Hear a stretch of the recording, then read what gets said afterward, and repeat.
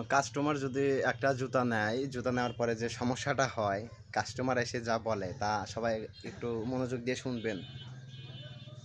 মাল ভালো, ব্যবহার করলে আরাম পাইলে কিন্তু সালা হলো বাটপার সালা মাথারে দেয়নি বলছে ওই ফেরত দিয়ে দিচ্ছে নিয়ে আসছি আমি দোকানদার হিসেবে না, আমি কাস্টমার হিসেবে, মানে আমি আপনার পক্ষেও না, আমি সাধারণ জনগণ হিসেবে কই আপনি আজকে জুতা ছাড়া দোকান থেকে বাইরে না না জুতা ছাড়া পারবো না। আপনি কেন ডুপ্লিকেট না কোম্পানি ভালো, কিন্তু কেন ওই মালটা দিছে আর ওই মালের পদক্ষেপ এখন পর্যন্ত নেয় নাই কিসের জন্য?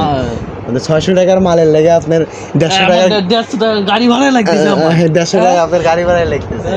তারপরে সময়ের একটা ব্যাপার আমি পড়তে পারি আমার ওই জুতা আপনি মনে হয় যে একটু মানে কেনাকাটার দিক দিয়ে মনে হয় একটু স্লো, তো মনে হয় একটু লো বাজেট রাখেন, যার কারণে মনে হয় আপনি নেট অনুযায়ী জানাজা করে দিয়েছে।